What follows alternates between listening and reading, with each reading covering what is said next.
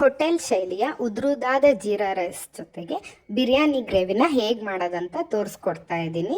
ಎಲ್ಲರಿಗೂ ನಮಸ್ಕಾರ. ಲತಾ ಪಾಕಶಾಲೆಗೆ ಸ್ವಾಗತ. ಇದನ್ನು ನಾನು ಮನೆಯಲ್ಲೇ ಸಾಮಾನ್ಯವಾಗಿ ಸಿಗುವಂತಹ ಸಾಮಗ್ರಿಗಳನ್ನು ಬಳಸಿ ಮಾಡ್ತಾ ಇದ್ದೀನಿ. ಮೊದಲು ಗ್ರೇವಿ ಮಾಡ್ಕೊಳ್ಳೋದಕ್ಕೆ ನಾನು 2 ಚಮಚ ಕಡಲೆ ಬೀಜನ ಚೆನ್ನಾಗಿ ಲೋ ಫ್ಲೇಮಲ್ಲಿ ಹುರ್ಕೊತಾ ಇದ್ದೀನಿ. ಕಡಲೆ ಬೀಜ ಕೆಂಪಾಗಂಗೆ ಹುರಿದ ನಂತರ ಇದಕ್ಕೆ 2 ಸ್ಪೂನ್ ಎಳ್ಳು ಮತ್ತು 1 ಚಮಚ ಹಸಿ ಕಾಯಿನ ಹಾಕಿಬಿಟ್ಟು ಫ್ರೈ ಮಾಡಿಕೊಂಡು ತಣ್ಣಗಾಗಕ್ಕೆ ಸಪ್ರೇಟಾಗಿ ತೆಗೆದಿಟ್ಕೊತಿದ್ದೀನಿ. ಅದು ತಣ್ಣಗಾದ ನಂತರ ಜಾರಿಗೆ ಹಾಕಿ ರುಬ್ಕೊತೀನಿ. ಈಗ ನಾನು ಗ್ರೇವಿ ಮಾಡೋದಕ್ಕೆ ಬಾಣಲಿಗೆ 1 ಪಲಾವ್ ಎಲೆ, 1/4 ಇಂಚು ಚಕ್ಕೆ ಮತ್ತು 3 ಲವಂಗನ ಹಾಕ್ತಾಯಿದ್ದೀನಿ. ನಂತರ ಇದಕ್ಕೆ ನಾನೊಂದು ದೊಡ್ಡ ಸೈಜ್ ಈರುಳ್ಳಿನ ಬಳಸಿದ್ದೀನಿ. ನೀವು ಬೇಕಿದ್ದರೆ ಮೀಡಿಯಮ್ ಸೈಜಿಂದ 2 ಈರುಳ್ಳಿನ ಹಾಕ್ಕೋಬೋದು. ಈರುಳ್ಳಿನ ಪೇಸ್ಟ್ ಮಾಡಿ ಹಾಕ್ಕೊತಾ ಇದ್ದೀನಿ. ಈರುಳ್ಳಿ ಸ್ವಲ್ಪ ಹೊತ್ತು ಬೆಂದ ನಂತರ ಇದಕ್ಕೆ ನಾನು ಅರ್ಧ ಚಮಚದಷ್ಟು ಶುಂಠಿ ಬೆಳ್ಳುಳ್ಳಿ ಪೇಸ್ಟ್ನ ಹಾಕ್ತಾಯಿದ್ದೀನಿ. ಇದು 1 ನಿಮಿಷ ಬೆಂದ ನಂತರ ಇದಕ್ಕೆ ನಾನು 2 ಮೀಡಿಯಮ್ ಸೈಜ್ ಟೊಮೆಟೊನ ರುಬ್ಬಿ ಪೇಸ್ಟ್ ಮಾಡಿಬಿಟ್ಟು ಸೇರಿಸ್ಕೊತಾ ಇದ್ದೀನಿ. ನಂತರ ಇದಕ್ಕೆ ಉಪ್ಪು, ಖಾರ ಪುಡಿ, ಧನಿಯಾ ಪುಡಿ, ಅರಿಶಿನ ಪುಡಿ ಹಾಗೆ 1 ಸ್ಪೂನ್ ಬಿರಿಯಾನಿ ಪುಡಿನ ಸೇರಿಸ್ಕೊಂಡು ಗ್ರೇವಿ ಜೊತೆಗೆ ಕಲಿಸ್ಬಿಟ್ಟು ಚೆನ್ನಾಗಿ ಎಣ್ಣೆ ಬಿಡೋವರೆಗೂ ಬೇಯಿಸ್ಕೋಬೇಕು. ಇದು ಚೆನ್ನಾಗಿ ಎಣ್ಣೆ ಬಿಡ್ತಾ ಇರುವಾಗ ನಾನು ಮೊದಲು ರುಬ್ಬಿಟ್ಕೊಂಡಿದ್ದಂತಹ ಕಡಲೆ ಬೀಜ, ಕಾಯಿ ಮತ್ತು ಎಳ್ಳನ್ನು ಪುಡಿನ ಸೇರಿಸ್ಕೊತಾ ಇದ್ದೀನಿ.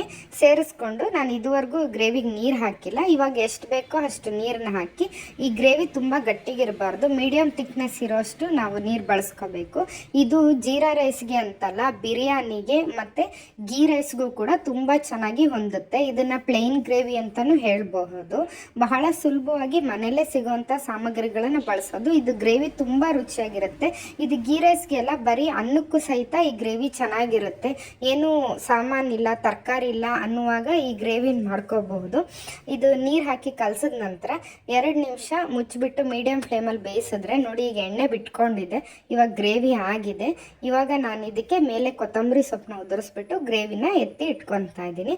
ನಂತರ ನಾನು ಗೀ ರೈಸ್ ಮಾಡೋದಕ್ಕೆ 1 ಪಾವ್ ಅಕ್ಕಿನ 20 ನಿಮಿಷ ಮುಂಚೆನೇ ನಾನು ನೆನೆಸಿಟ್ಕೊಂಡಿದ್ದೆ. ಕುಕ್ಕರಲ್ಲಿ ನಾನು ಗೀ ರೈಸ್ ಮಾಡ್ತಾ ಇರೋದು. ಈಗ 2 ಸ್ಪೂನ್ ಎಣ್ಣೆಗೆ ನಾನೊಂದು 8ರಿಂದ 10 ಗೋಡಂಬಿ ಹಾಕಿ ಚೆನ್ನಾಗಿ ಬ್ರೌನ್ ಕಲರ್ ಬರೋವರೆಗೂ ಫ್ರೈ ಮಾಡಿಕೊಂಡು ತೆಗೆದು ಸಪ್ರೇಟ್ ಇಟ್ಕೊತಾ ಇದ್ದೀನಿ. ಉದ್ದೇಶ ಇಷ್ಟೇ, ಅದ್ರ ಅನ್ನದೊಳಗೆ ಬಿಟ್ಟರೆ ಇದು ಗೋಡಂಬಿದು ಕ್ರಿಸ್ಪಿನೆಸ್ ಹೊರಟೋಗುತ್ತೆ ಅಂತ, ಅಂದರೆ ಮೆತ್ತಗಾಗುತ್ತೆ ಅಂತ. ನಂತರ ನಾನು ಇದಕ್ಕೆ ಒಂದು 6-7 ಹೆಸರು ಕರಿಬೇವು ಹಾಗೆ 1 ಹಸಿರು ಮೆಣಸಿನ್ಕಾಯಿ ಹಾಕ್ಕೊಂಡಿದ್ದೀನಿ.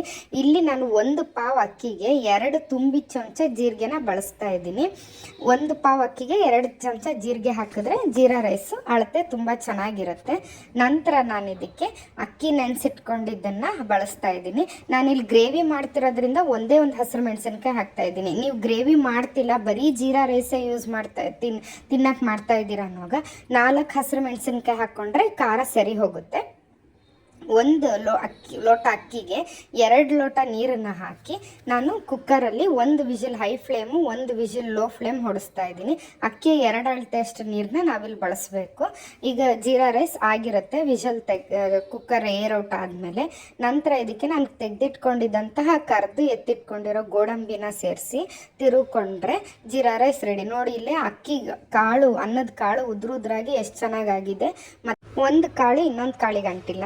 ಒಮ್ಮೆ ಮಾಡಿ ಹೇಗಿತ್ತು ಅಂತ ತಿಳಿಸಿ.